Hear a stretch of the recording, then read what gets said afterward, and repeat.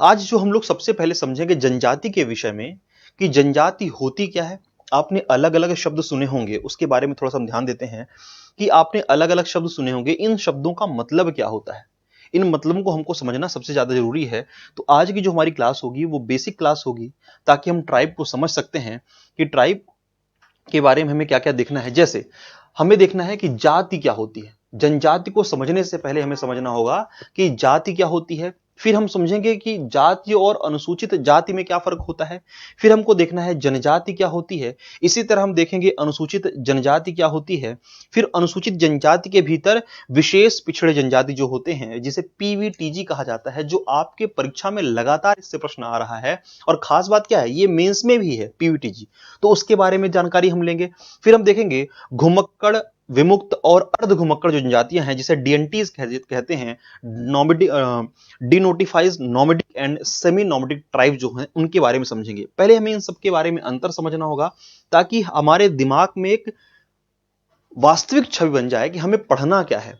क्योंकि आपके सिलेबस उन्होंने दिया है जनजाति दी हुई है, ना कि उन्होंने शेड्यूल ट्राइब दी हुई है, ठीक ना। आपके आपके सिलेबस उन्होंने ट्राइब दिया हुआ है, लेकिन जबकि आप पढ़ते क्या हो, शेड्यूल ट्राइब पढ़ते हो, एसटी पढ़ते हो। तो पहले हमें इन दोनों के बारे में अंतर पता होना चाहिए। और उससे भी पहले हमें क्या पता होना चाहिए कि ट्राइब में एसटी और एससी में क्या फर्क होता है, हमें यह पता होना चाहिए, ताकि हम आसानी से क्या कर सकें, उसमें अंतर कर सकें। तो आज क्लास हम शुरू करते हैं। जो हमको सबसे पहले जो हमें देखना है वो क्या देखना है कि आपकी जाति किसे कहते हैं, कास्ट क्या होती है। आपने सुना होगा कि किस जाति के हो। अगर आप ग्रामीण परिवेश में रहते हो और जैसे ही आपके घर में कोई आपका दोस्त आता है और आपके घर में आपकी दादी हैं या आपके दादाजी हैं, उस सबसे पहले आपके दोस्त से यही पूछते हैं कि कौन जाति के हो बेटा। तो जाति जो है भारतीय समाज में बड़ी इंपॉर्टेंट बात है। अब इसी जाति के विषय में एक समाज शास्त्री हुए जिनका नाम था मजूमदार और मदान। उन्होंने क्या कहा, ये दो लोगों मिलकर के अलग अलग दो समाजशास्त्री हैं, और दोनों लोगों ने क्या किया, एक शब्द उन्होंने परिभाषा दी। उन्होंने कहा, इनके अनुसार क्या कहते हैं कि सामाजिक हिंदू सामाजिक संरचना की सर्वाधिक चर्चित विशेषता क्या है, जाति नामक संस्था। और ये आप सब देखते भी होंगे, महसूस भी करते होंगे अपने यहाँ कि हमारे यहाँ जाति जो है सबसे ज्यादा महत्वपूर्ण है। अब देखिए, जाति की उत्पत्ति के विषय में सर्वाधिक स्वीकृत मान्यता यह है कि वर्ण व्यवस्था का विकृत स्वरूप ही क्या बना, जाति व्यवस्था बना। तो यहां हमको पता है, आप लोगों ने हिस्ट्री में देखा होगा वर्ण व्यवस्था, और वर्ण व्यवस्था में आपको चार वर्ण मिलते हैं। कौन कौन से वर्ण मिलते हैं, एक तो मिलता है आपको ब्राह्मण वर्ण मिलता है, ठीक है ना। फिर कौन सा मिलता है आपको, क्षत्रिय वर्ण मिलता है, क्षत्रिय वर्ण मिलता है। फिर आपको मिलता है वैश्य वर्ण मिलता है, और फिर आपको क्या मिलता है, शूद्र वर्ण मिलता है। ठीक, ये चार वर्ण आपने देखे होंगे। और इन्हीं चार वर्णों का जो विकृत स्वरूप निकल करके आया, जब यही वर्ण क्या हुए, आपस में टूटने शुरू हुए, उन्हें जन्म के आधार पर बनाया जाने लगा। जो वो कार्य करते थे उसी कार्य के आधार पर उनके जाति को इंगित किया जाने लगा। वहां से क्या निकली, जाति व्यवस्था निकली। तो एक सामान्य सी समझ हमारी ये कहती है कि जो जाति व्यवस्था है हिंदू समाज में, जो जाति व्यवस्था आई है वो कहां से आई है, वो वर्ण व्यवस्था के विकृत स्वरूप से आई है। अब वर्ण व्यवस्था क्या होता है, इसके लिए आप जब इतिहास की क्लास लगी वहां पे आप इसको ज्यादा डिटेल में, ज्यादा गहराई में समझेंगे कि वर्ण व्यवस्था की उत्पत्ति कैसे होती है। हालांकि आपने एक सबसे ज्यादा चर्चित जो श्लोक सुना होगा वो भगवान श्री कृष्ण के मुख से सुना होगा, जिसमें वो कहते हैं चातुर्वर्ण मया सृष्टा गुण कर्म विभागशः। मतलब वो क्या करें, भगवान श्री कृष्ण गीता में क्या कह रहे हैं कि मैंने, यानी कि भगवान कृष्ण ने गुण और कर्म के आधार पर चार वर्णों का निर्माण किया है। जिसका जैसा गुण होगा, जिसका जैसा कार्य होगा, वो क्या होगा, उस वर्ण में होगा। अगर आप अध्ययन अध्यापन का कार्य करते हैं तो आप ब्राह्मण वर्ग में आते, वर्ण में आएंगे। अगर आप समाज रक्षा का कार्य कर रहे हैं आप क्षत्रिय वर्ण में आएंगे। अगर आप व्यवसाय का, खेती का कार्य कर रहे हैं तो आप किस में आएंगे, वैश्य वर्ण में आएंगे। और अगर आप इन सब की सेवा करने का कार्य कर रहे हैं, समाज के सभी लोगों की सेवा करने का कार्य कर रहे हैं, तो आप क्या कहलाएंगे, आप शूद्र कहलाएंगे। ये सामान्य सी बात थी, और इसी आधार पर दुनिया को प्रारंभ किया गया था, इसी आधार पर वर्ण व्यवस्था आई। लेकिन धीरे धीरे समाज में क्या आनी शुरू हुई, विकृतियां आनी शुरू हुई। और उन विकृतियों के कारण क्या हुआ, समाज जो था आपका वो वर्ण व्यवस्था से धीरे धीरे जाति व्यवस्था में परिवर्तित होने लगा।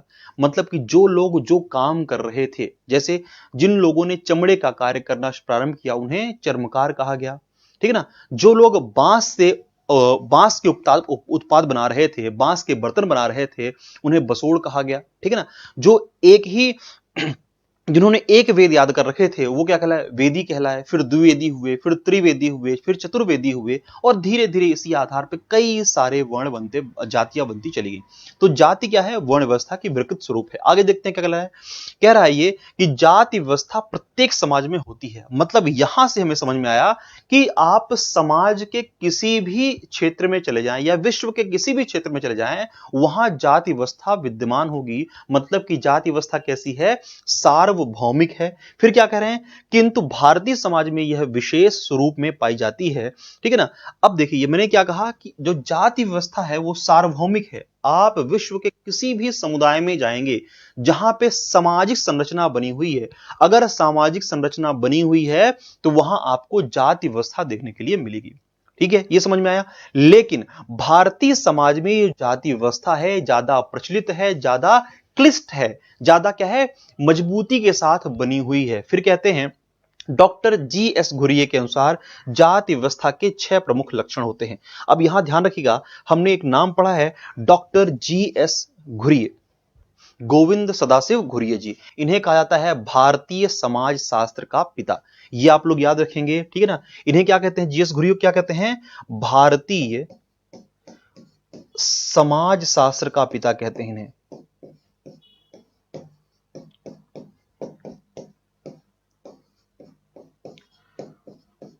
Father of Indian sociology. ठीक है, जी.एस. घुरिये। अब जी.एस. घुरिये साहब ने हमें कुछ लक्षण बताए हैं कि आप कैसे पहचानेंगे कि ये क्या है, ये जाति के लक्षण हैं, जाति व्यवस्था के लक्षण हैं। तो देखिए ये हैं आपके जी.एस. घुरिये साहब हैं, ठीक है ना, ये जी.एस. घुरिये साहब हैं। और मैंने क्या बताया, इन्हें क्या कहा जाता है, भारतीय समाजशास्त्र का पिता कहा जाता है। ठीक। अब इन्होंने जाति व्यवस्था के प्रमुख लक्षण, 6 प्रमुख लक्षण बताए हैं। अब देखिए आपके पेपर में इसकी आने की संभावना कम है कि लक्षण पूछे, लेकिन इस लक्षण के आधार पर ही हम क्या देखेंगे, आगे जब जनजातियों के लक्षण देखेंगे उसकी आने की संभावना ज्यादा प्रबल है। तो पहले हम समझे कि जाति के लक्षण क्या होते हैं, तब तो हम सरलता से क्या समझ पाएंगे कि जनजातियों के लक्षण क्या है। ठीक है ना। आप लगातार आप आंसर करते रहिएगा ताकि आपको समझ में आता रहे कि आपको जो मैं बता रहा हूं वो समझ में आ रहा है कि नहीं आ रहा है। ठीक है, जितने ज्यादा लोग बताएंगे उतनी ज्यादा आसानी होगी। ठीक है ना। देखिए उन्होंने जो पहला लक्षण बताया वो क्या बताया कि समाज का विखंडित विभाजन, विखंडात्मक क्या है, विभाजन होता है। जिस भी समाज में जाति व्यवस्था विद्यमान है, और जिस भी समाज में नहीं, हर समाज में विद्यमान होती है। तो मैंने कहा कि समाज में अगर जाति व्यवस्था विद्यमान है मतलब वो विखंडित स्वरूप है, समाज को कई भागों में, छोटे छोटे भागों में तोड़ देती है। जैसे आप याद करिए, आपका ग्रामीण परिवेश होगा, उस ग्रामीण परिवेश में या गांव में या शहरों में आपने देखा होगा कि अलग अलग मोहल्ले बने होते हैं, वो विशेष जाति समुदाय को इंगित करते हैं। ठीक है ना। तो हमने क्या किया, समाज को छोटे छोटे टुकड़ों में विभाजित करने का काम किया, किसने, जाति व्यवस्था ने किया। फिर हमने क्या कहा, इसमें संस्तरण पाया जाता है। संस्तरण का मतलब क्या होता है, एक के बाद एक परत। ठीक है। अब इस समाज में आप जाओगे तो समाज में आपको अलग अलग जातियों को सामाजिक आधार पर, ठीक है ना, कानूनी अधिकार पर नहीं, कानूनी आधार पर नहीं या फिर संवैधानिक आधार पर नहीं, सामाजिक आधार पर जो प्रचलन चला आ रहा है उसमें प्रत्येक जातियों को एक सामाजिक स्थान प्राप्त होगा। या तो वो क्या होंगे, ऊपर उस जाति को रखा जाएगा, उसके नीचे कोई जाति होगी, उसके नीचे कोई जाति होगी, उसके नीचे कोई जाति होगी। अगर आपको एक मूवी याद होगी, एक पिक्चर याद होगा, तो एक पिक्चर आई थी आर्टिकल 15 या आर्टिकल 16 करके थी, कोई आर्टिकल 15 या 16 करके थी, आयुष्मान खुराना जी की। उसमें एक दृश्य आता है जब वहां पे बहुत सारे लोग खड़े रहते हैं और पूछते हैं क्या मैं इनसे ऊपर हूं, मैं भी ब्राह्मण हूं और ये भी ब्राह्मण हैं, तो क्या मैं इनसे ऊपर हूं। तो कहते नहीं नहीं भाई साहब, आप तो ये वाले ब्राह्मण हैं, चूंकि ये वाले ब्राह्मण इसलिए आपसे ऊपर हैं। तो कहते हैं आप दोनों सेम हुए। तो कहते नहीं नहीं, हम दोनों दलित में आते हैं, लेकिन दोनों क्या हैं, हम इनका छुआ तो पानी भी नहीं पीते हैं। ये जो दृश्य बता रहा है, वो जो दृश्य था उस सिनेमा में, उस पिक्चर में जो दृश्य था, वो भारत की जातीय व्यवस्था और उसकी क्लिष्टता और उसकी समस्याओं को बड़े बखूबी ढंग से बता रहा था। ठीक है ना। तो मैंने क्या कहा कि जिस भी समाज में जाति व्यवस्था होगी वहां क्या होगा, समाज जो होगा अलग अलग संस्करणों में, परतों में क्या होगा, विभाजित होगा। फिर क्या कह रहे हैं, भोजन व सामाजिक व्यवस्था पर नियंत्रण होगा। आपने एक बात सुनी होगी, रोटी और बेटी का संबंध सुना होगा, समाज में ये कहते हुए बड़ा सुना होगा कि इनसे तो क्या है, इनसे हमारा रोटी और बेटी का संबंध है।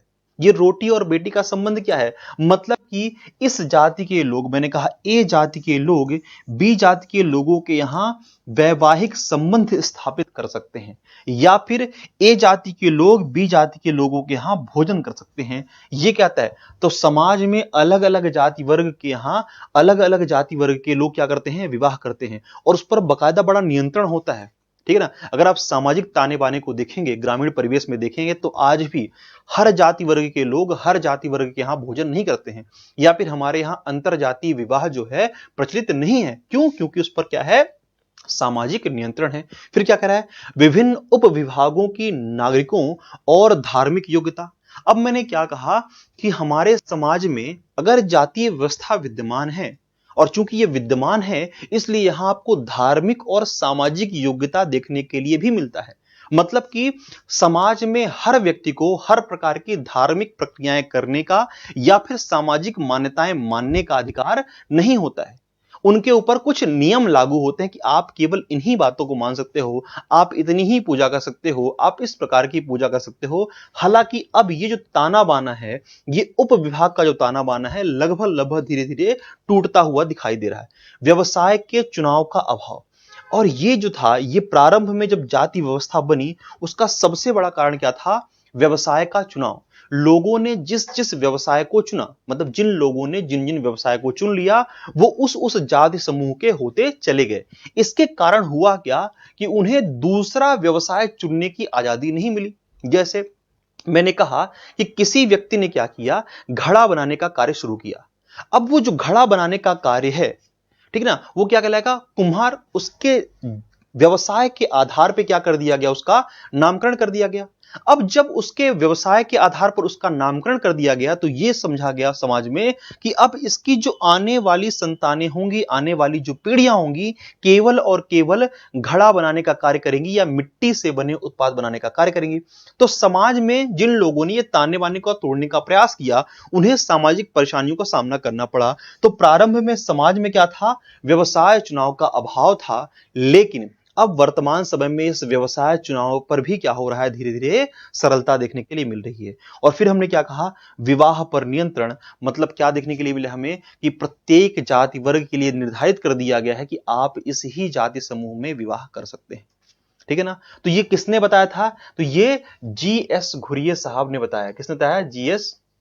घुरिये साहब ने बताया कि भारतीय समाज के क्या होते हैं? भारतीय समाज में जाति व्यवस्था के ये 6 लक्षण होते हैं।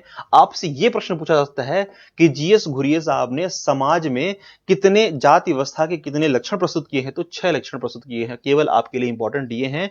और जी.एस. घुरिये साहब को क्या कहा जाता है? भारतीय समाज शास्त्र का जनक कहा जाता है, फादर ऑफ इंडियन सोशियोलॉजी। तो फटाफट आप बताएं कि जितना हमने देख लिया है, क्या आपको वो समझ में आ गया है? अगर समझ में आ गया है तो हम आगे की तरफ चलते हैं। फटाफट बताएं कि जो हमने देख लिया है वो आपको समझ में आया है कि नहीं आया है। ये पीडीएफ आपको जो भी व्हाट्सएप चैनल बनाया गया है, जिन भी व्हाट्सएप जो बच्चे जुड़ चुके हैं इस कोर्स के साथ, उन्हें ये इजिली अवेलेबल करवा दिया जाएगा। उनको व्हाट्सएप ग्रुप पे उनके भेज दिया जाएगा। ठीक है ना? चलिए फटाफट बताइए कि जो हमने देख लिया है वो आपको समझ में आया कि नहीं आया। अगर आप लोग स्क्रीनशॉट लेना चाहें तो आप स्क्रीनशॉट भी ले सकते हैं। ठीक है ना? चलिए, जितने भी बच्चे लाइव देख रहे हैं वो कमेंट करके बताएं कि हाँ समझ में आ गया कि नहीं आ गया। क्लियर है? आनंद कह रहे हैं क्लियर है सर। चलिए हम आगे चलते हैं।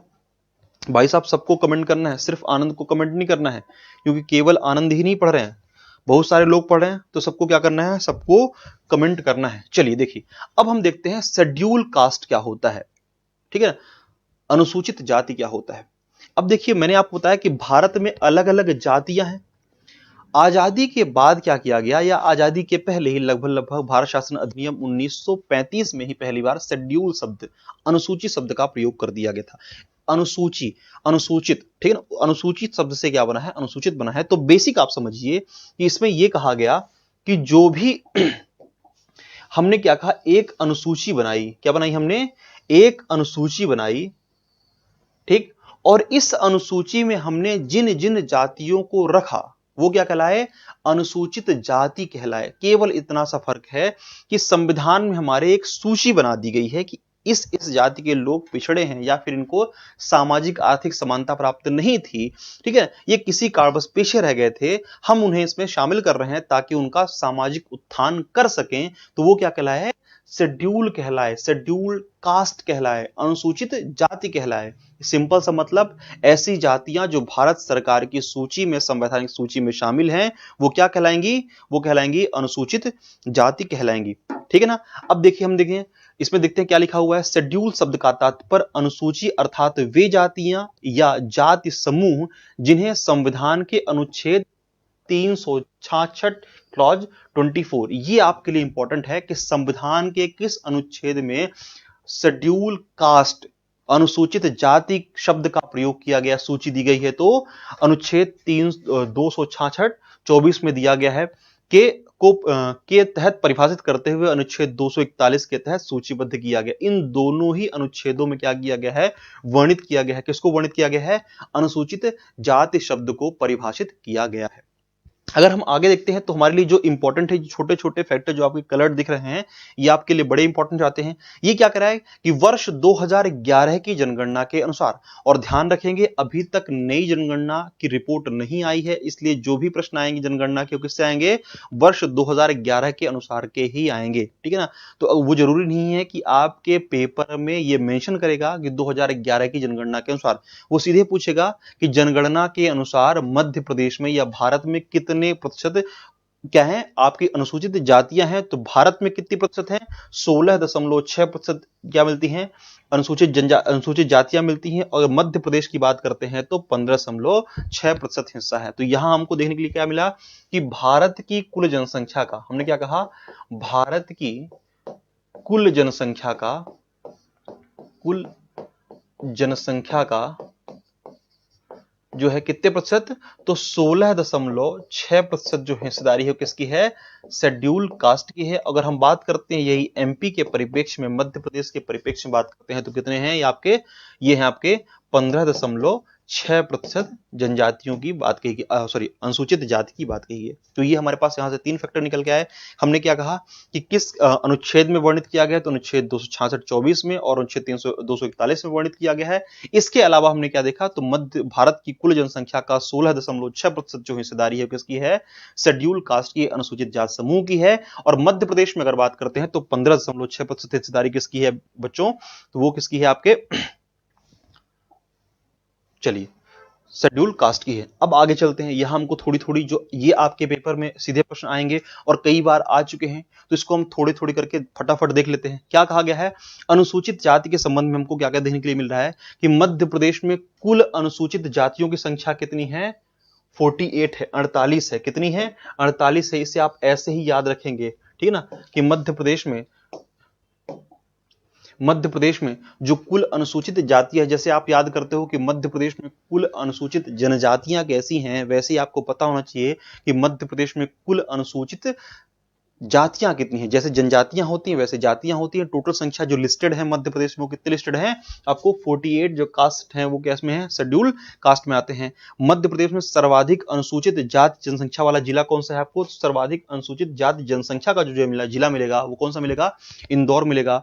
न्यूनतम एससी जनसंख्या वाला, मतलब कि ऐसा जिला जहां सबसे कम जनसंख्या में अनुसूचित जाति समूह रह रही है, वो क्या कहलाएगी, आपकी झाबुआ जिला है आपका। अगर हम इसको परसेंटेज में बात कर रहे हैं तो उज्जैन हो जाएगा। उज्जैन में 26.4% है, जो कि सबसे न्यूनतम की बात करते हैं, सबसे कम की बात करते हैं तो झाबुआ है 1.7% की बात करते हैं। अब यहां एक चीज आप ध्यान रखेंगे, यहां आपको मैं एक चीज बता रहा हूं, कभी कभी जो नए बच्चे हैं, जो पुराने हैं उनको तो पता होगा, जो नए बच्चे हैं जो अभी अभी पढ़ना शुरू कर रहे हैं, उनको यहां पे एक डाउट होना चाहिए कि सर अगर हम बात कर रहे हैं कि सबसे ज्यादा जनसंख्या इंदौर में है, तो परसेंटेज में उज्जैन कैसे हो सकता है। इसको समझते हैं हम, कैसे समझेंगे। देखिए, मैंने ये कहा कि एक है जिला ए और एक है जिला बी, ठीक। जिला ए में 100 लोग रहते हैं, ये कुल पॉपुलेशन हो गई, वहां की कुल जनसंख्या हो गई। और जो जिला बी है उसमें 50 लोग रहते हैं, वहां की कुल जनसंख्या हो गई, ठीक है। अब मैंने कहा कि जो जिला ए है वहां पर 65 लोग जो हैं, 65 लोग जो हैं वो कैसे हैं, एससी कम्युनिटी से आते हैं, ठीक ना। शेड्यूल कास्ट से आते हैं। समझने के लिए मैंने कहा कि जो जिला ए है उसमें उसकी टोटल पॉपुलेशन जो है, जो कुल जनसंख्या है वो कितनी है, वो 100 है। जिला ए की जो कुल जनसंख्या कितनी है, 100 है, और उसमें से 65 कितने हैं, शेड्यूल कास्ट से आते हैं। जबकि जिला बी जो है वहां 50 जनसंख्या है और वहां की बात करते हैं तो वहां 40 लोग जो हैं वो शेड्यूल कास्ट से आते हैं। तो इसमें से अब समझिए, मैंने कहा कि अगर इनका परसेंटेज निकालें कि कितने परसेंट लोग जो हैं वहां पे एससी कम्युनिटी के हैं यहां के, तो यहां आपको मिलेगा 65% और यहां कितना मिलेगा, 80% मिलेगा। अब यहीं से दोनों बात समझिए, ये कह रहा हूं मैं पूछूं आपसे कि किस जिले में सर्वाधिक अनुसूचित जाति की जनसंख्या रहती है, तो उसका आंसर क्या हो जाएगा, ए हो जाएगा, क्योंकि ए में 65 लोग कैसे हैं, शेड्यूल कास्ट कम्युनिटी के हैं। जबकि पूछो कि सबसे ज्यादा प्रतिशत में किस जिले में रह रहे हैं, तो बी में रह रहे हैं, जिले बी में रह रहे हैं, कितने, 80% रह रहे हैं। इसी तरह आपको देखने के लिए मिलेगा कि सर्वाधिक एससी जनसंख्या जो है कहां पे है, इंदौर में है, और कुल जनसंख्या का प्रतिशत निकालते हैं, सर्वाधिक एससी प्रतिशत में निकालते हैं तो कहां पे है, उज्जैन जिले में है, 26.4 है। समझ में आ रहा है आप लोगों को, ठीक है ना। तो ये आपको समझना जरूरी है कि हम यहाँ पे क्या क्या पढ़ रहे हैं। यहाँ पे हमने 5 फैक्टर देखे कि मध्य प्रदेश में कुल जो है अनुसूचित जातियां कितनी है, संख्या कितनी है उनकी, तो वो है 48 जातियों को सूचीबद्ध किया गया है।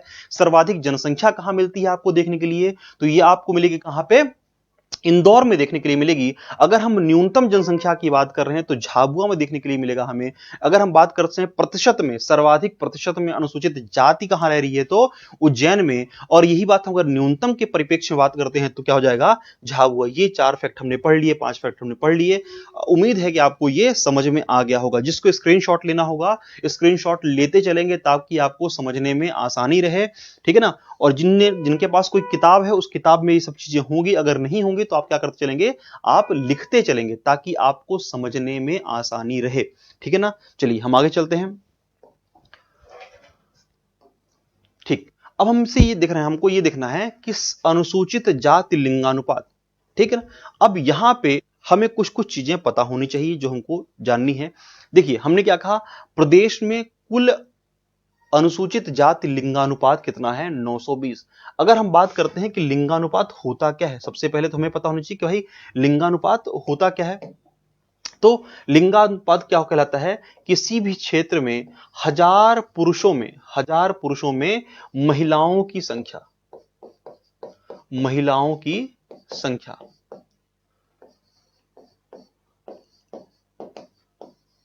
ठीक।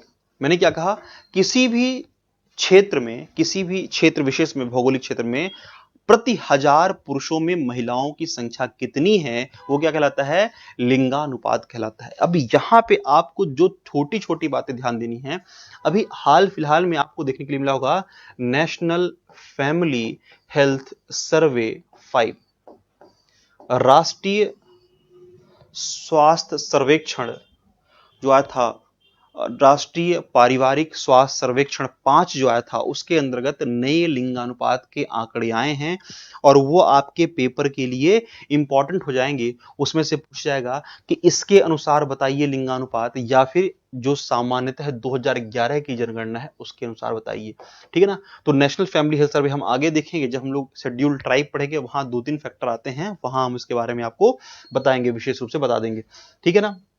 चलिए अगर हम बात कर रहे हैं, तो अभी हम इसको समझते हैं। तो मध्य प्रदेश में अनुसूचित जाति वर्ग का जो लिंगानुपात है कितना है, 920 है, 920 है। अगर हम ग्रामीण क्षेत्र में एससी लिंगानुपात की बात करते हैं तो कितना है, 981 है। जबकि यही शहरी क्षेत्र में बढ़ के कितना हो जाता है, 925 हो जाता है।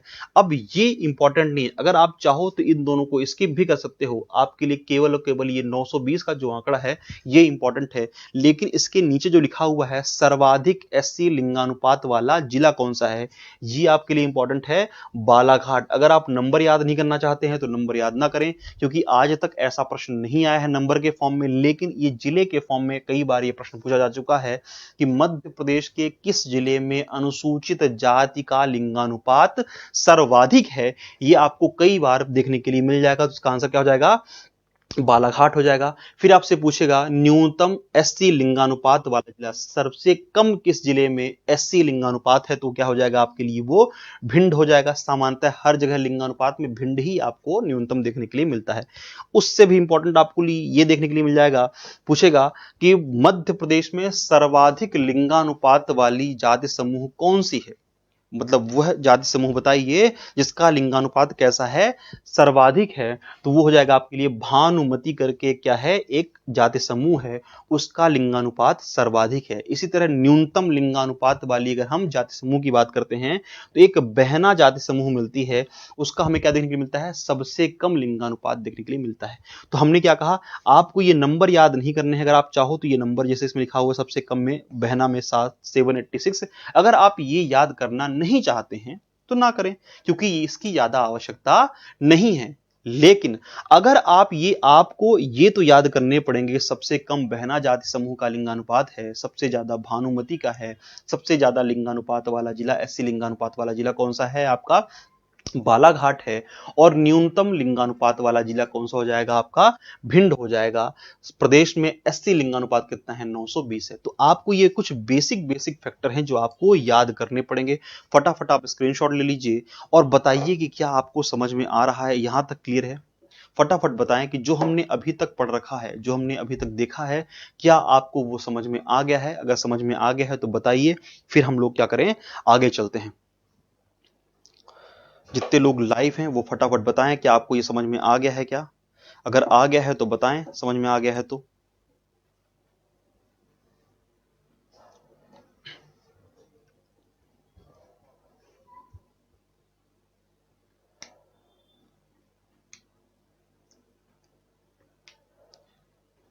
चलिए आगे चलते हैं। हम्म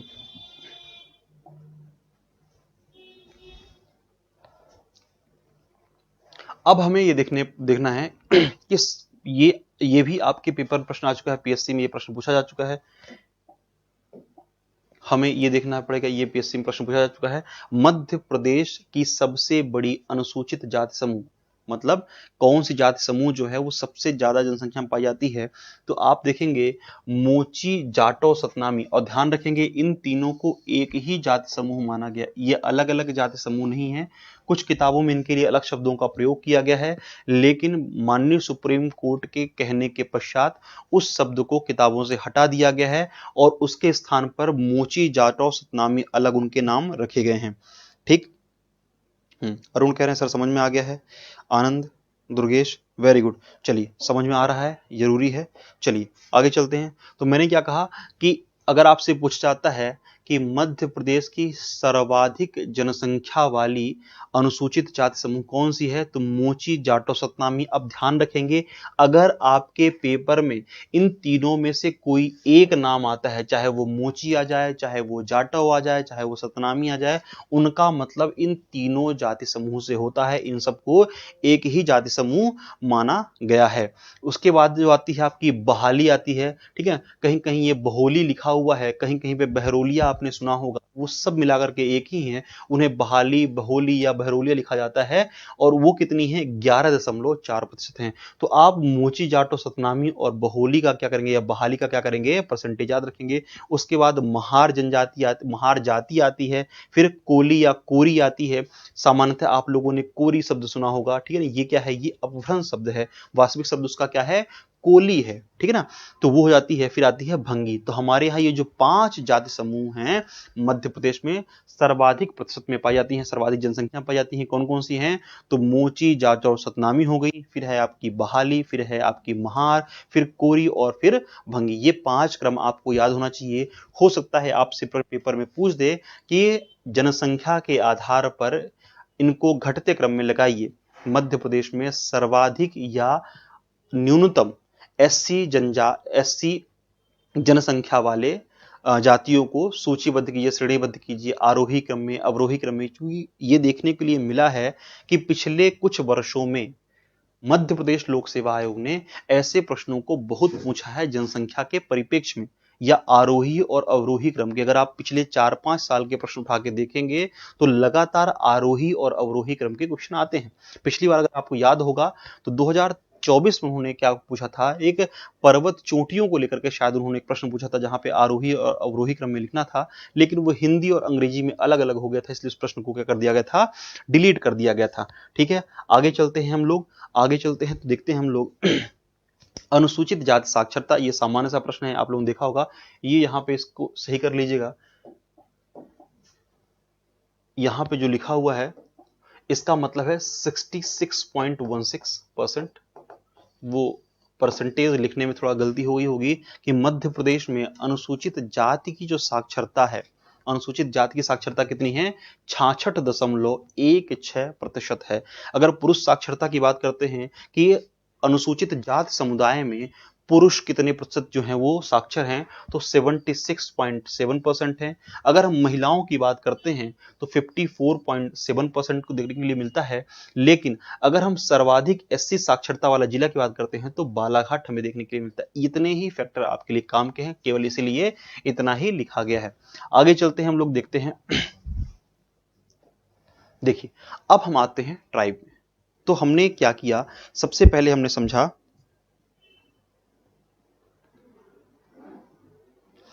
हाँ, आयु तिवारी कह रहे हैं क्या सर पूरा पढ़ाएंगे एमपी? हाँ, पूरा एमपी कराएंगे। इस कोर्स में एमपी की पूरी क्लासेस आपकी जो हैं वो कवर की जाएंगी, ठीक है ना। तो हमने अभी तक क्या देखा है, हमने देखा है अनुसूचित जाति के बारे में देखा है, ठीक है ना। शेड्यूल कास्ट के बारे में हमने समझा, क्योंकि हमें जनजातियां पढ़ने से पहले हमें जातियों को समझना आवश्यक था। और उसमें जो हमने कीवर्ड्स देखे, उसमें हमने क्या देखे कि जो जाति व्यवस्था बनी है वो वर्ण व्यवस्था के अपभ्रंश के कारण बनी है या विकृत स्वरूप के कारण बनी है, ठीक है ना। और उसमें सबसे जो इंपॉर्टेंट हमने पढ़ा था, जीएस घुरिये द्वारा दिए गए 6 लक्षण हमने पढ़े थे। तो हो सकता है आपके प्रश्न में ये पूछ दे, पेपर में ये पूछ दे कि जीएस घुरिये द्वारा कितने लक्षण बताए गए थे अनुसूचित जाति समूह के, ठीक है, जाति समूह के बताए गए थे। ठीक, हमने ये देख लिया है। चलिए, हाँ, पूरा सिलेबस कराया जाएगा सर इस बार एमपी 80 दिन में पार। हाँ बिल्कुल लकी, बिल्कुल होगा। अभय कह रहे हैं सर पूरा सिलेबस किया जाएगा, बिल्कुल पूरा सिलेबस कंप्लीट कराया जाएगा, सिलेबस सबका कंप्लीट होगा, ठीक है ना। चलिए, अब हमें देखना है अनुसूचित जाति समूह के बारे में देखना है। तो अब देखिए, अलग अलग लोगों ने किसी भी क्षेत्र की जनजाति के बारे में अलग अलग विचार प्रस्तुत किए हैं, संवैधानिक विचार अलग होते हैं। देखिए, समाज में जब हम अध्ययन किया जाता है, समाज के अध्ययन का स्वरूप अलग होता है। जब भी आप किसी भी विषय पर अध्ययन करते हैं, किसी भी विषय पर अध्ययन करते हैं तो उसके आधार अलग अलग होते हैं। जैसे जब भी आप जनजाति या मानव समूह के बारे में अध्ययन करेंगे तो हो सकता है उसका आधार क्या हो, आर्थिक आधार हो। इसीलिए हम क्या पढ़ते हैं, अर्थव्यवस्था पढ़ते हैं, और वहां हम अमीर गरीब या गरीबी के प्रकार, बेरोजगारी के प्रकार पढ़ते हैं। तो हमें देखना पड़ता है कि मानव समूह में क्या है, आर्थिक आधार कैसा है, आर्थिक विचार कैसा है। ठीक, अगर हम बात करते हैं समाजशास्त्री क्या कहते हैं, तो उनके अपने अलग विचार होते हैं। समाजशास्त्रियों के अनुसार जनजातियों की अलग परिभाषा होगी, उनके विचार उनके विषय पर अलग होंगे। अगर हम संवैधानिक विचार की बात करते हैं तो आपके संविधान में अनुसूचित जाति समुदाय के लिए या फिर अनुसूचित जनजाति समुदाय के लिए अलग बातें की गई होंगी। और उसी तरह क्या होता है, राजनैतिक विचार होता है या राजनीतिक विचार होता है। तो हमने क्या कहा कि समाज में जब भी हम किसी भी बात का या किसी भी तथ्य का जब अध्ययन करते हैं तो उसके अलग अलग पैरामीटर होते हैं, सामाजिक आधार होते हैं, राजनीतिक आधार होते हैं, आर्थिक आधार होते हैं।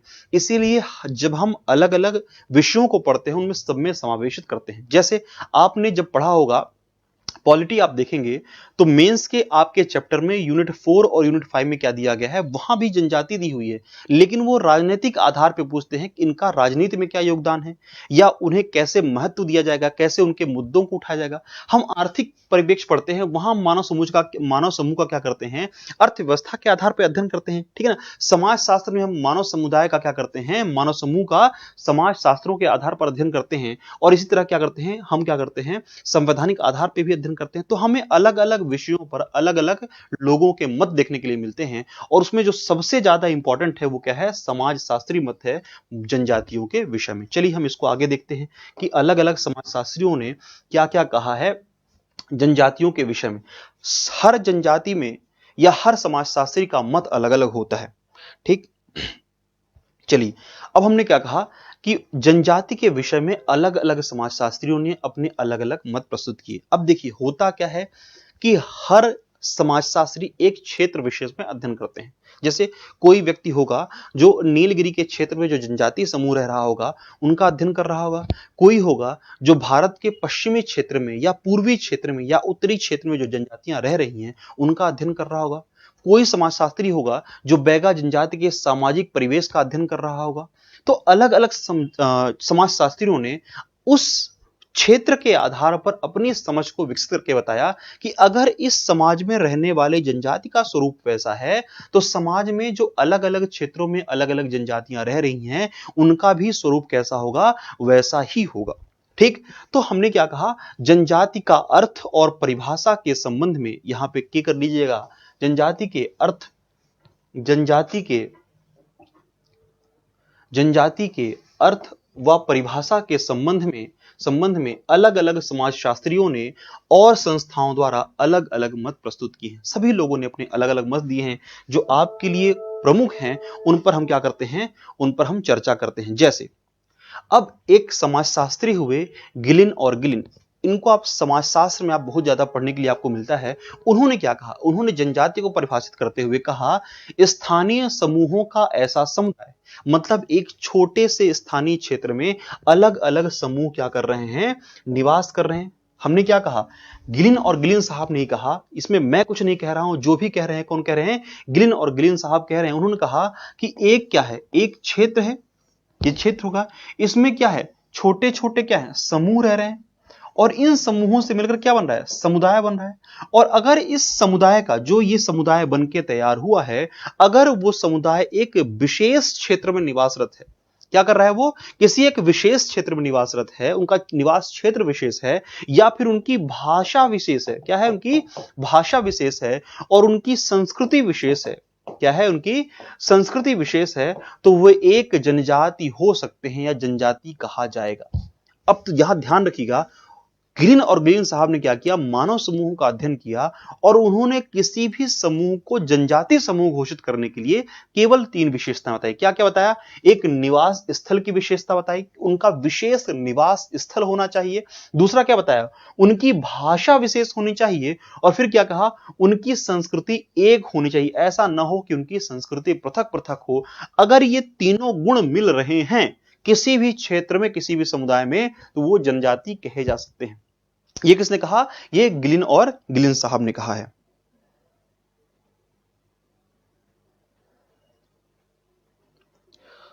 सर टेस्ट सीरीज भी ज्वाइन करनी है।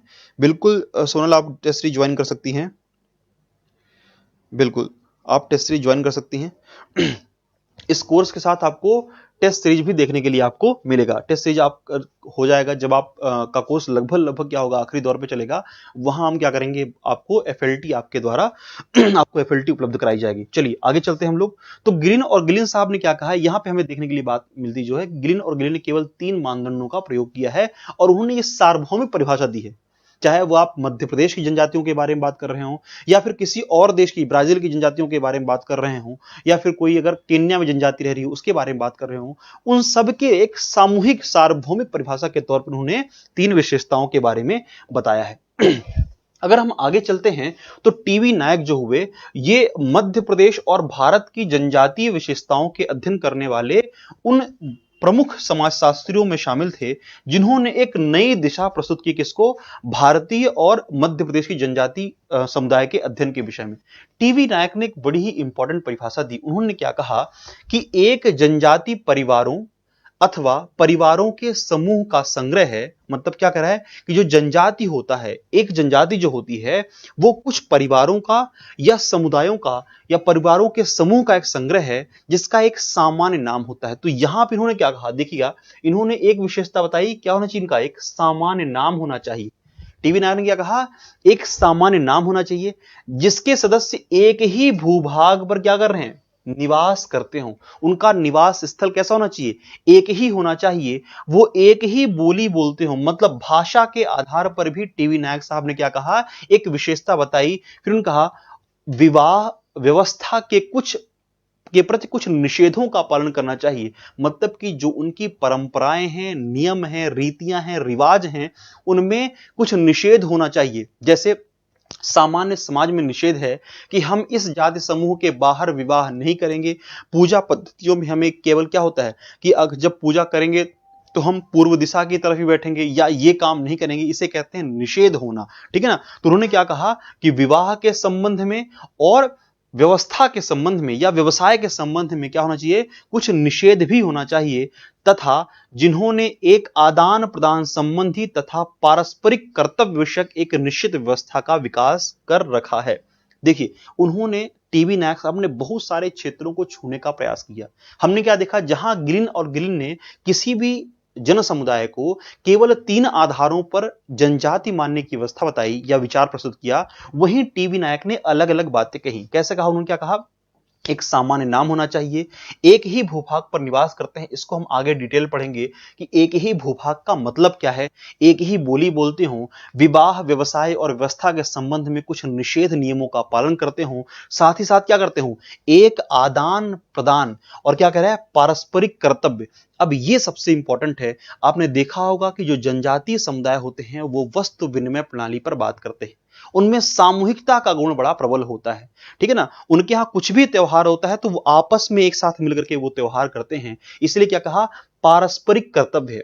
सबके कर्तव्य तो हैं, लेकिन एक दूसरे के कर्तव्य एक दूसरे से जुड़े हुए हैं। इस अगर कोई भी समूह इस तरह के नियमों का पालन करता है तो टीबी नायक जी के अनुसार क्या होगा, वह समुदाय क्या कहलाएगा, जनजाति कहलाएगा।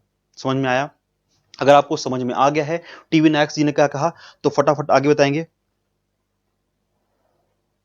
हाँ, इंग्लिश मीडियम में भी क्लास होंगी बेटा। इंग्लिश मीडियम की जो क्लासेस होंगी वो आपकी शाम में शुरू होंगी। ये मॉर्निंग में आपकी हिंदी मीडियम क्लासेस रहती हैं और इंग्लिश मीडियम की जो क्लासेस होंगी वो शाम में होंगी।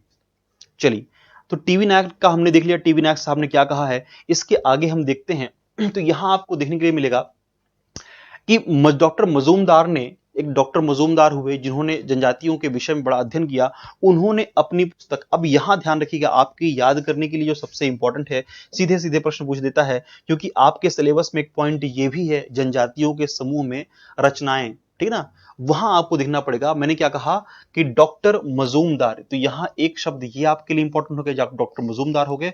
और उनकी किताब है जो उसका नाम है races and cultures of India. ये क्या है, उनकी किताब का नाम है। उन्होंने भी क्या किया है, अपनी किताब इस races and culture of India में क्या किया है, बड़े ही व्यवस्थित तरीके से जनजातीय समूह को परिभाषित करने का कार्य किया है। और उससे पता चलता है कि उन्होंने टीबी नायक के समान ही क्या किया है, जनजातीय समुदाय को परिभाषित किया है। मतलब जैसी परिभाषा टीबी नायक ने दी है, लगभग लगभग कुछ वैसी ही परिभाषा देने का कार्य किसने किया है, मजूमदार साहब ने किया है। और मजूमदार साहब की किताब का नाम क्या है, races and culture of India. तो यहां से जो हमें फैक्ट मिलता है वो क्या मिलता है कि मजूमदार की किताब का नाम क्या है, वो है races and culture of India के नाम से मिलता है। आगे चलते हैं तो जो हमें देखने के लिए मिलता है वो ये है, टीबी नायक के अनुसार अनेक जनजातियां निवास करती हैं भारतीय क्षेत्र में और उन्हें कुछ सामूहिक लक्षण मिलते हैं। अब उन्हें निम्न प्रकार से समझा जा सकता है। अब देखिए, हमें किसी को भी जनजातीय मानने के लिए उसके कुछ विशेष लक्षणों को जानना होगा। ठीक।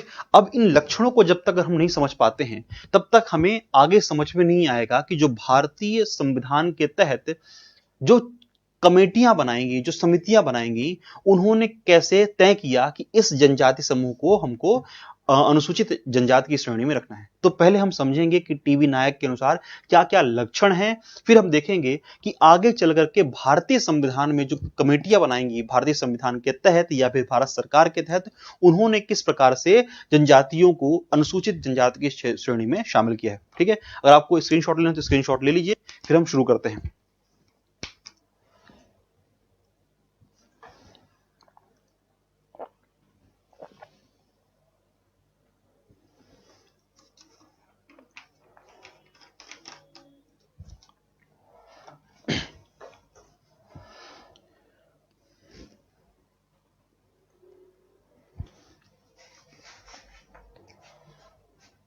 चलिए, तो टीबी नायक साहब ने जो कहा है उसको हम समझने का प्रयास करते हैं। देखिए, जो उन्होंने पहली बात कही, किसी भी समुदाय को जनजाति कहलाने के लिए उनमें न्यूनतम भौतिक निर्भरता होनी चाहिए। अब यहां से हमारा समझने का कार्य शुरू होता है कि उन्होंने क्या क्या कहा। उन्होंने कहा कि क्या होना चाहिए, न्यूनतम भौतिक निर्भरता होनी चाहिए। पहली चीज उन्होंने कही।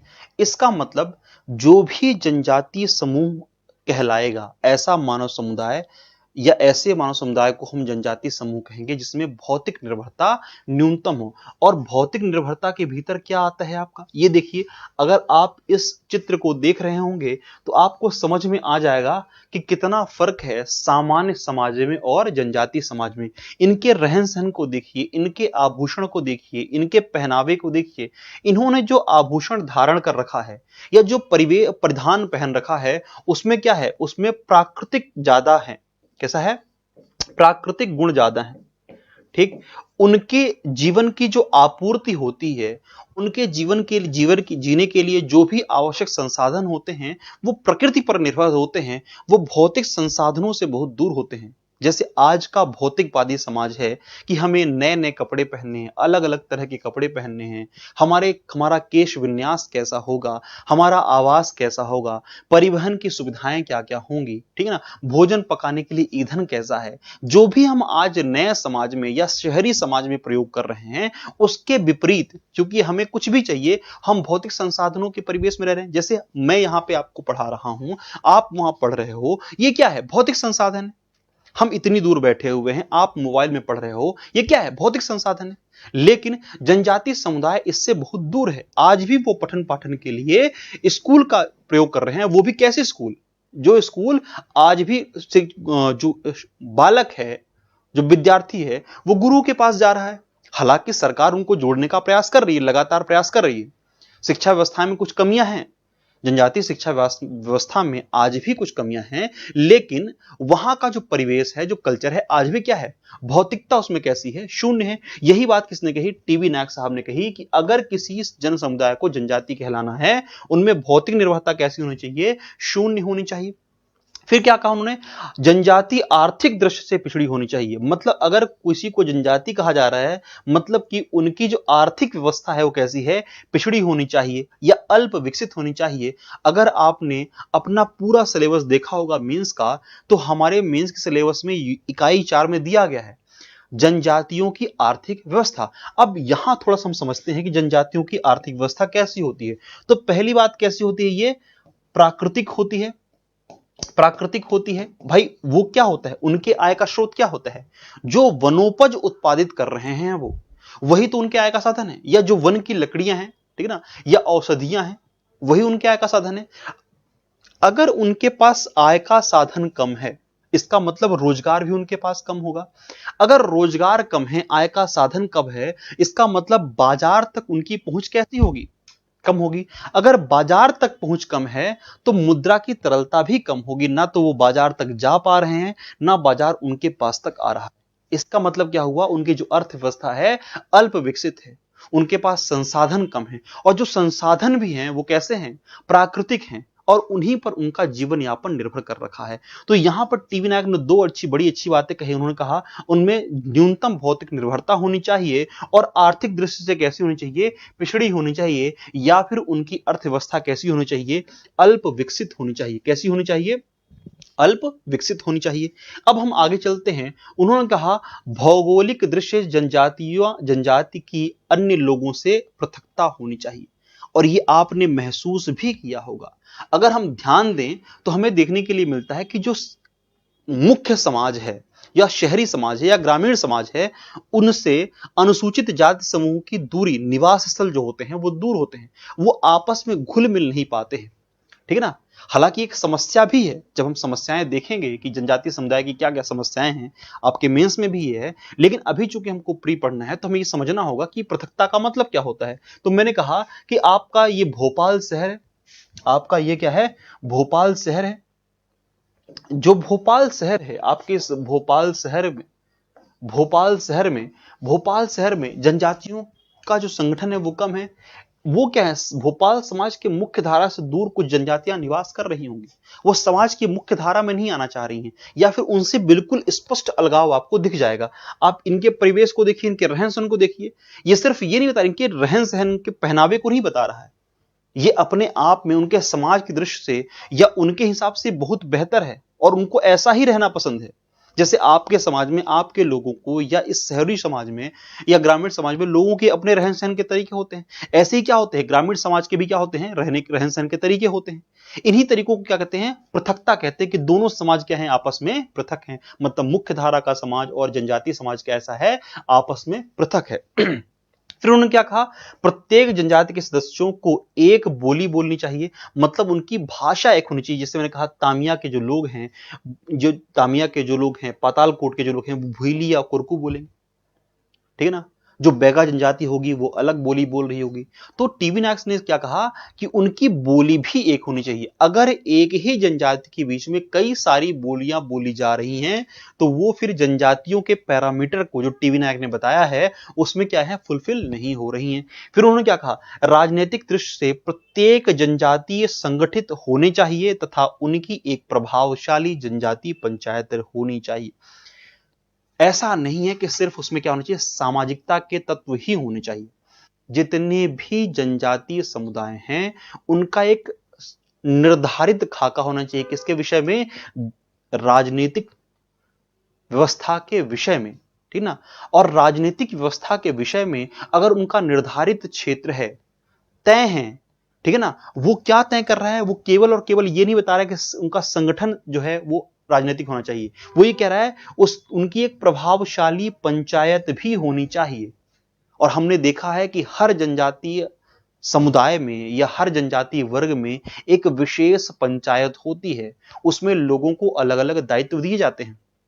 हो सकता है वो दायित्व उनको मुखिया का मिल रहा हो सकता है उसमें क्या कर रहे हो, वो मुखिया के बाद का पद कोई ग्रहण कर रहे हो, कोई पुरोहित हो सकता है। तो क्या एक सामाजिक और राजनीतिक ढांचा फिक्स होना चाहिए। और इसी को और बेहतर करने के लिए भारत सरकार क्या लेके आई है, पेसा एक्ट लेके आई है, ताकि इन्हीं को संवैधानिक दर्जा दिया जा सके। पीढ़ी दर पीढ़ी होने से बजाय समाज के हर व्यक्ति को, जनजातीय समाज के हर व्यक्ति को राजनीतिक उत्थान के श्रेणी में लाया जाए, वहां शामिल किया जाए। तो टीवी नायक साहब ने यह भी कह दिया राजनीतिक रूप से क्या होना चाहिए, उनका एक प्रभावशाली संगठन होना चाहिए। अगर हम आगे चलते हैं तो उन्होंने 3 और बातें कही हैं जो इंपॉर्टेंट है। जनजाति के सदस्यों में परिवर्तन की अभिलाषा शून्य होती है। और ये ध्यान रखिएगा, ये जो वर्ड आ रहा है, जब हम अलग अलग समितियां पढ़ेंगे, भारतीय संविधान, भारत सरकार के द्वारा गठित समितियां पढ़ेंगे, वहां इन्हीं 8 तत्वों में से कोई ना कोई तत्व लिया गया है जनजातियों को अनुसूचित जनजाति की श्रेणी में शामिल करने के लिए, ठीक है ना। तो आप लोग बिल्कुल ध्यान से समझेंगे।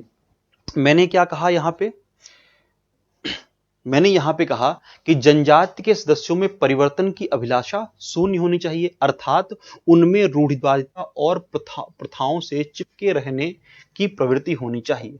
ठीक, तो हमने क्या कहा कि जो भी जनजातीय समुदाय होंगे उनमें क्या होगी, रूढ़िवादिता ज्यादा होगी, ठीक है ना। और वो अपने प्रथाओं से चिपके रहते हैं, वो अपनी प्रथाओं को छोड़ना नहीं चाहते हैं।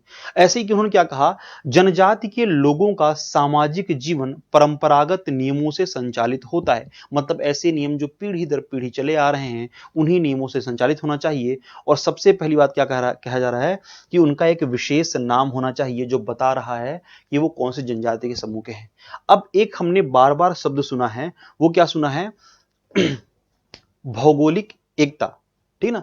भौगोलिक एकता होनी चाहिए। और कुछ ऐसे ही नियम किसने दिए हैं, डीएम मजूमदार साहब ने दिए हैं। पर पहले हम समझते हैं भौगोलिक एकता का मतलब क्या होता है, निवास एकता का मतलब क्या होता है। मैंने ये कहा कि आपका ये मध्य प्रदेश हो गया, आपके ये क्षेत्र में मध्य प्रदेश हो गया, ठीक, ये मध्य प्रदेश आपका हो गया, कुछ मध्य प्रदेश आपका ऐसा दिखता है, ठीक। अब इसके बगल में, मध्य प्रदेश के बगल में आपको क्या देखने के लिए मिल जाएगा, मध्य प्रदेश के बगल में आपको ये सीजी देखने के लिए मिल गया, ठीक। अब यहां समझते हैं कि इनका मतलब क्या है। मैंने कहा भौगोलिक एकता होनी चाहिए, जब भी वो निवास कर रहे हैं उनका भौगोलिक क्षेत्र एक होना चाहिए। तो यहां हमें क्या समझना पड़ेगा कि जो भी, जैसे देखिए मैंने कहा यहां पे जो है वो गोंड जनजाति रह रही है, गोंड जनजाति रह रही है। तो गोंड जनजाति इस इलाके में आपको मिल जाए, कुछ एमपी में मिल जाएगी, कुछ सीजी में मिल जाएगी और कुछ महाराष्ट्र में मिल जाएगी। लेकिन अगर आप सोचो कि एक गोंड जनजाति आपको यहां मिल रही है और दूसरी यहां मिल रही है और इनके बीच में पूरा एक समाज निवास कर रहा है, तो यह संभव नहीं है। दोनों समाज जो होंगे वो अलग अलग क्षेत्रों पे कभी भी निवास नहीं कर सकते हैं। हाँ, राजनीतिक सीमा उनकी अलग अलग हो सकती है, वो अलग अलग प्रदेशों में मिल सकते हैं, लेकिन उनकी भौगोलिक सीमा जो होगी वो हमेशा कैसी होगी? भौगोलिक सीमा हमेशा एक होगी, निर्धारित होगी। तो ये कहलाता है उनका जो निवास क्षेत्र होना चाहिए वो एक होना चाहिए। जैसे आप पढ़ते हो कि जो आपकी भारिया जनजाति कहाँ रहती है, वो एक निश्चित भौगोलिक क्षेत्र में रहती है। ऐसा नहीं कि भारिया जनजाति आपको थोड़ी सी उस क्षेत्र में मिलेगी, फिर बहुत सारा बीच में और समाज बस रहा है, फिर उसके आगे मिल रही नहीं। वो अलग अलग का राजनीतिक क्षेत्र हो सकता है, राजनीतिक सीमा जैसे वो अलग अलग स्टेट हो सकते हैं, एमपी हो सकता है, सी हो सकता है, महाराष्ट्र हो सकता है, पर वो रहेंगे एक ही भौगोलिक क्षेत्र में रहेंगे। ये उनकी सबसे बड़ी विशेषताएं होती हैं। कुछ इसी तरह की परिभाषाएं किसने दी थी? डी एन मजूमदार साहब ने दी थी। किसने दी थी? तो डी एन मजूमदार साहब ने भी क्या किया है? जनजातियों के विषय में उन्होंने अलग अलग विशेषताएं बताई हैं, जिनको समझ लेते हैं। विश्व जगत से दूर पर्वतों और जंगलों के दुर्गम स्थलों पर निवास करनी चाहिए।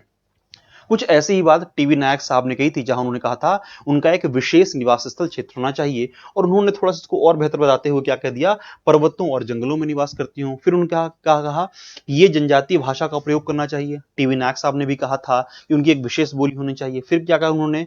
कि भारत की अधिकांश जनजातियां ये निग्रीट है, निग्रिटीज, यूस्ट्रोलाइड, गोलाइड, ये अलग अलग इसमें वर्ड गलत लिखे हुए हैं, ठीक है ना, गलत लिखे हुए हैं, में से किसी एक प्रजाति का होना चाहिए। उन्होंने 3 जनजातीय वर्ग समूह बताए और उन जनजातीय वर्ग समूह में बताया कि इन जनजातीय वर्ग समूहों से होने चाहिए। ठीक है ना।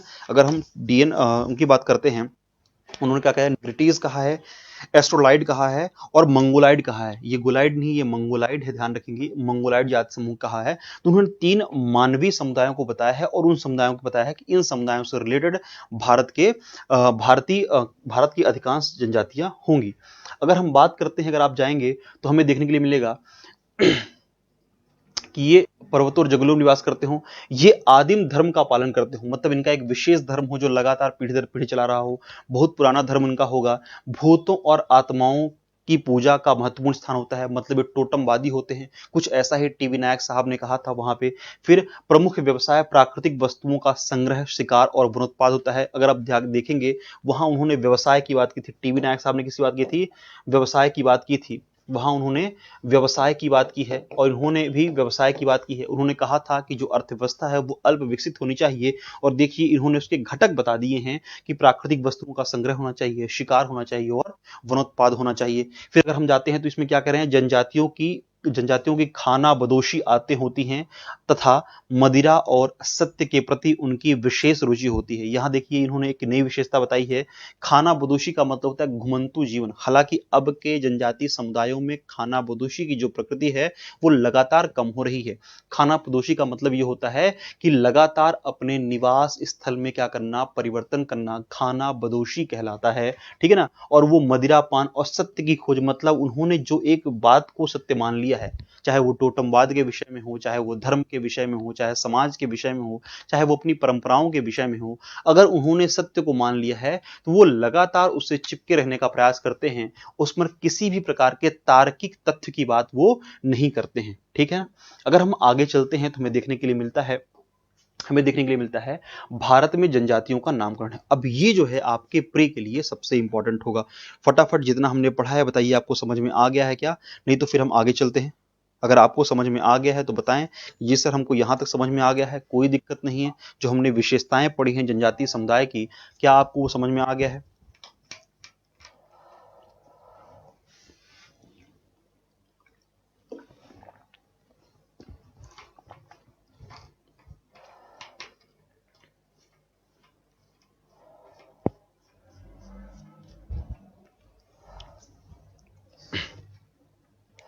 जो हमने अभी तक पढ़ा है वो आप लोगों को समझ में आ गया है क्या? अगर आ गया हो तो बताएं फटाफट, फिर हम लोग आगे चलते हैं। अगर आपको ये समझ में आ गया है जो हमने अभी तक देखा है, वो आप लोग हमको बताएंगे ताकि हम लोग आगे चल सकें।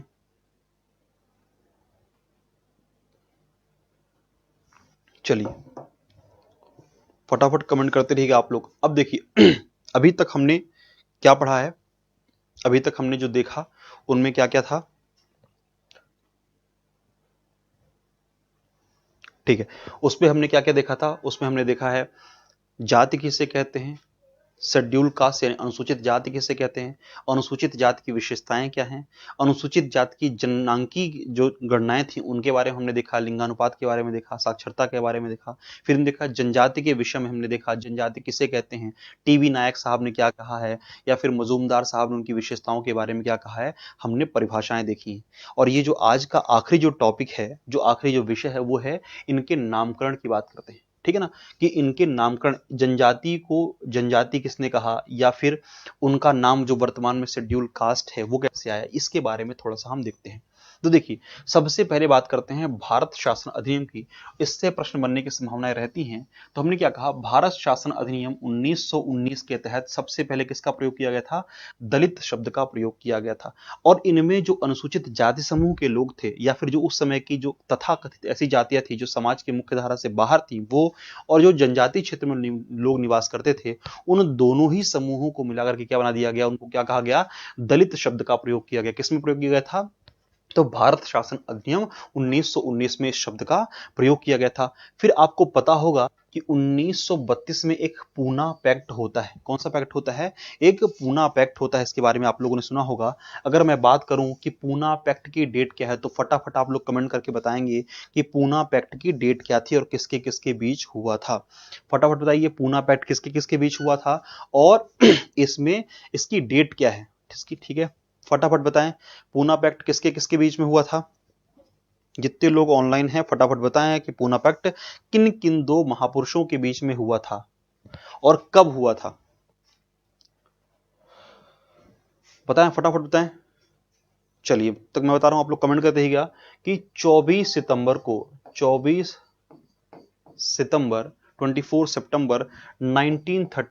1932 को क्या हुआ था, पूना पैक्ट हुआ था।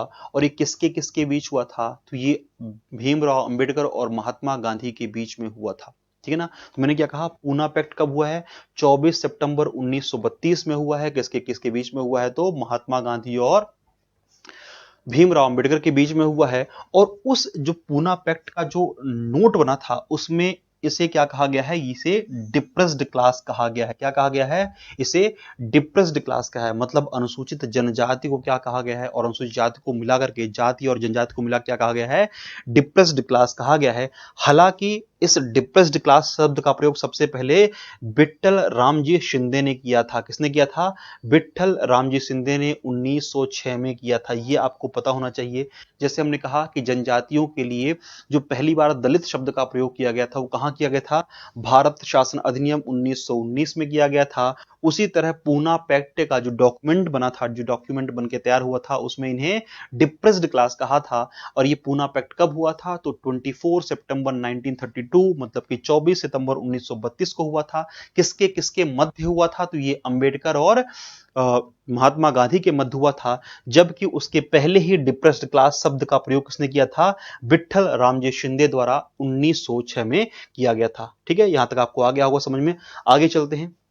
1931 की जनगणना में जनजातियों को बहिष्कृत और आंशिक रूप से बहिष्कृत रहने वाले क्षेत्रों में पिछड़ी जनजाति कह करके संबोधित किया गया था। हमने क्या कहा कि यहां पे हमने देख लिया है कि जो 1931 की जनगणना थी, उस जनगणना में क्या कहा गया है, पिछड़ी जनजातियां कहा गया है, या फिर बहिष्कृत और आंशिक रूप से बहिष्कृत दो श्रेणियों में विभाजित करने का कार्य किया गया था। भारत शासन अधिनियम 1935 में पहली बार अनुसूचित जनजाति, शेड्यूल ट्राइब और शेड्यूल कास्ट शब्द का प्रयोग किया गया है। तो हमने यहाँ पे जो जो देखा है उसको एक बार फिर से रिवाइज कर लेते हैं। सबसे पहले हमने क्या देखा है कि 1919 भारत शासन अधिनियम में क्या कहा गया है, इन्हें दलित कहा गया है। पूना पैक्ट 1932 में इन्हें क्या कहा गया है, इन्हें डिप्रेस्ड क्लास कहा गया है, डिप्रेस्ड क्लास कहा गया है। ठीक, फिर हमने क्या देखा, 1931 की जनगणना में इन्हें क्या कहा गया है, तो इन्हें कहा गया है, इन्हें पिछड़ी जनजाति कहा गया है, पिछड़ी जनजाति कहा गया है, जनजाति कहा गया है। इसके अलावा अगर हम बात करते हैं तो इन्हें 1935 की जनगणना में इन्हें क्या कहा गया है, इन्हें अनुसूचित जनजाति कहा गया है। तो ये फैक्टर आप लोग फटाफट लिख लें या फिर स्क्रीनशॉट ले लें, ये आपके लिए इंपॉर्टेंट रहता है कि कब इन्हें क्या क्या कहा गया है और आगे हम देखेंगे किन किन महापुरुषों ने किन किन नामों से जाना है या किस किन नामों को कह करके इनको संबोधित किया है। ठीक, चलिए देखते हैं हम लोग।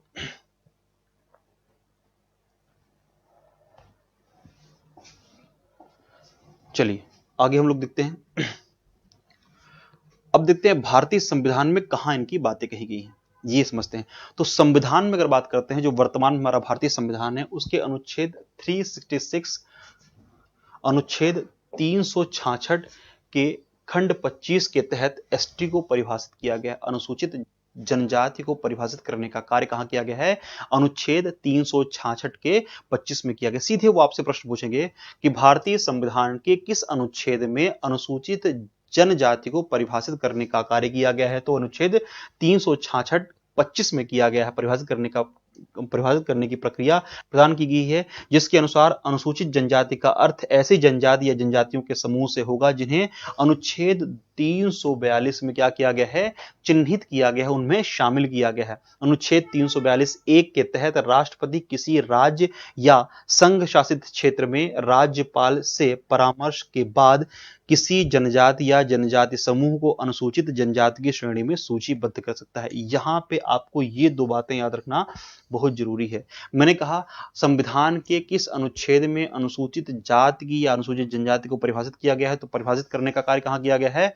अनुच्छेद 366 25 में किया गया है, लेकिन उनकी सूची कहां दी गई है? अनुच्छेद 342 में दी गई है। और यहां पे जो दूसरी बात सबसे इंपॉर्टेंट कही जा रही है, वो क्या कही जा रही है कि अनुच्छेद 342 के क्लॉज 1 के तहत भारत के राष्ट्रपति, कौन? भारत के राष्ट्रपति किसी भी राज्य या संघ शासित क्षेत्र में राज्यपाल के परामर्श के बाद उस जनजाति या जनजाति समूह को अनुसूचित जनजाति की श्रेणी में शामिल कर सकते हैं।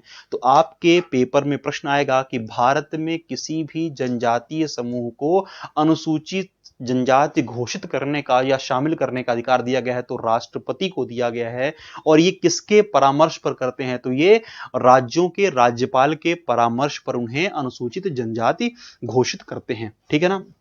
चलिए हम आगे देखते हैं, हमारे लिए आगे इंपॉर्टेंट क्या है। तो ये कहा गया है कि भारत में सर्वाधिक जो आपको जनजाति देखने के लिए मिलती है, वो कहां मिलती है? उड़ीसा राज्य में मिलती है। कहां मिलती है? उड़ीसा। हालांकि हम जनगणना के विषय में, जननांकी के विषय में हम आगे देखेंगे, पर सर्वाधिक जो आपको जनजाति देखने के लिए मिलेगी वो कहां मिलेगी आपको? तो वो आपको देखने के लिए मिलेगी उड़ीसा राज्य में देखने के लिए मिल जाती हैं। अगर हम बात करते हैं कि भारत में टोटल जनजातियां कितनी हैं, तो जो भारत में टोटल जनजातियां हैं वो 705 जनजातियों को अनुसूचित जनजातियों में श्रेणी शामिल किया गया है। तो हमारे यहाँ टोटल जो शेड्यूल्ड ट्राइब होती हैं उनकी संख्या कितनी है? तो 705 है। मध्य प्रदेश के परिप्रेक्ष्य में हम आगे पढ़ेंगे, जहां विशेष तौर पर केवल मध्य प्रदेश के बारे में अध्ययन करेंगे। जबकि उड़ीसा राज्य में कितनी है? 62 है, 62 है। जबकि हरियाणा, पंजाब, चंडीगढ़, दिल्ली और पुडुचेरी में एक भी एसटी समुदाय की पहचान नहीं की गई है। तो यहां हमें दो बातें देखने के लिए मिलती हैं कि भारत के किस राज्य में एक भी अनुसूचित जाति समुदाय नहीं है? तो हरियाणा और पंजाब नहीं है। और चंडीगढ़, दिल्ली और पुडुचेरी कैसे हैं? केंद्र शासित प्रदेश हैं, जहां पर एक भी अनुसूचित जनजाति समूह निवास नहीं करता है। ठीक है, चलिए आगे चलते हैं हम लोग। आगे हम देखते हैं, चलिए इसके बारे में हम लोग आगे चर्चा करेंगे, कल की क्लास में चर्चा करेंगे। चलिए आज की क्लास यहीं तक थी। एक बार हम लोग फिर से देख लेते हैं कि हमने आज क्या क्या पढ़ा है। ठीक है, फिर बाकी हम इन कमेटियों के बारे में कल विस्तार से बात करेंगे। और अभी हमने जो छोड़ा है वो क्या कहलाया है, उसमें हमने देखा था कि किन समाजशास्त्रियों ने उनका क्या नामकरण किया है, उसके विषय में भी क्या करेंगे, हम बिल्कुल चर्चा करेंगे। और उसमें विस्तार से चर्चा करेंगे, क्योंकि उसमें लगातार प्रश्न बनने की संभावना रहती है। जब भी आप लोक सेवा आयोग के दूसरे एग्जाम के अगर आप पेपर देखते हो, असिस्टेंट प्रोफेसर के पेपर देखते हो, वहां आपको इस तरह के क्वेश्चन बड़े देखने के लिए मिल जाते हैं कि किस समाजशास्त्री ने जनजातीय समूह को किस नाम से संबोधित किया है, उसके बारे में देखेंगे। और फिर हम देखेंगे कि मध्य प्रदेश या भारत सरकार द्वारा कौन कौन सी समितियों का गठन किया गया है और उन समितियों ने क्या क्या रिकमेंडेशन की हैं। पेपर में सीधे सीधे प्रश्न आ जाएगा, यह कमेटी या यह समिति किस क्षेत्र से संबंधित है या जनजातियों के लिए कब बनाई गई थी, उन तमाम विषयों पर चर्चा करेंगे। इसके बाद हम देखेंगे, जो कल से हमारी क्लास शुरू होगी उसमें हम देखेंगे वितरण। तो देखिए आज की जो क्लास थी वो केवल और केवल इंट्रोडक्शन की क्लास थी, इसलिए थोड़ा सा समझाने का पोर्शन ज्यादा था, फैक्चुअल डेटा कम था, ताकि हम समझ सकें जो हम कल से जब हम अपनी क्लास शुरू करेंगे, सिलेबस पर आगे बढ़ेंगे, वहां हम इसके बारे में डिटेल में बात करेंगे, ठीक है ना। पर चूंकि आज हमने क्या देखा कि जनजाति क्या होती है, अनुसूचित जनजाति क्या होती है, ठीक है ना, जाति क्या होती है, अनुसूचित जाति क्या होती है, उसके बारे में समझना बड़ा जरूरी होता है और समाज शास्त्रीय विषय में समझना जरूरी होता है। इसलिए हमने आज क्लास थोड़ा सा लंबी ली है और कल से हम क्या करेंगे, फैक्चुअल डेटा के विषय में समझेंगे और वहीं पे हम सबसे ज्यादा क्या समझेंगे, वहीं पे हम देखेंगे इन कमेटियों के बारे में भी समझेंगे, ठीक है ना। अगर आज की क्लास आप लोगों को समझ में आ गई हो तो आप लोग कमेंट में बिल्कुल बताइएगा और लगातार देखते रहिए, क्योंकि अगर आप लगातार देखते रहोगे तो आपके ऊपर बोझ कम होगा और समझ में आएगा क्लासेस की क्वालिटी क्या है। जो दूसरे संस्थान चला रहे हैं और जो प्रयास केएससी के द्वारा आप लोगों को सहायता दी जा रही है, उनमें और दोनों क्लासेस में फर्क क्या है। अगर मैं चाहता तो मैं भी आपको केवल और केवल फैक्चुअल डेटा पढ़ा करके आगे बढ़ सकता था। मुझे ये पता है कि आपसे 8 क्वेश्चन, 7 क्वेश्चन, 6 क्वेश्चन आपसे किसी भी संस्थान से, किसी भी किताब से पढ़ोगे बन जाएगा। लेकिन दूसरे संस्थान में और प्रयास केएसजी में जो फर्क है, उन 7 नंबर का नहीं है और 7 क्वेश्चंस का नहीं है। जो बाकी के 3 क्वेश्चन आपको कोई संस्थान नहीं बता पा रहे हैं या नहीं बता रहे हैं, चूंकि उनकी रिसर्च कम होती है, वो आपको प्रयास केएसजी के द्वारा उपलब्ध कराया जाएगा। चूंकि प्रयास केएसजी के पास एक बड़ी टीम है, एक्सपर्ट की टीम है, वहां अलग अलग विषयों के विशेषज्ञ काम करते हैं, उनके कंटेंट टीम ज्यादा बड़ी है, इसलिए आपको बेहतर रिजल्ट दे पाते हैं, अलग अलग किताबों के साथ दे पाते हैं, रेफरेंस के साथ दे पाते हैं। जब मैं आपको आगे क्लासेस पढ़ाऊंगा तो बताऊंगा कि आपको ये डेटा कहां से लिया गया है, क्योंकि आप सबको पता है कि पीएससी क्या करता है, कुछ क्वेश्चन गलत भी करता है और आपको क्या करना है, आपको दावा भी पेश करना है। तो मैं आपको कभी कभी किताबों का रेफरेंस भी बताऊंगा कि जो पढ़ाया जा रहा है वो कहां से पढ़ाया जा रहा है, ताकि आप उसके बारे में पूरी जानकारी स्वयं अगर चाहें तो उपलब्ध ले सकते हैं, वहां जाकर के पढ़ सकते हैं, ठीक है ना। तो ये आपको अंतर समझ में आएगा कि दूसरे कोचिंग संस्थानों में और प्रयास केएसजी में क्या फर्क है। जो 80 दिनों का 80 पार का जो बैच है, पहले पिछले साल ही कितना पॉपुलर क्यों हुआ था, उन बच्चों को सफलता ज्यादा क्यों मिली थी, ये आपको लगातार जब आप 7 दिन की डेमो क्लास में बने रहोगे तब आपको समझ में आएगा। और कोशिश कीजिएगा क्लास अगर लाइव देख पाए तो ज्यादा आपको फायदा होगा और लगातार कमेंट करते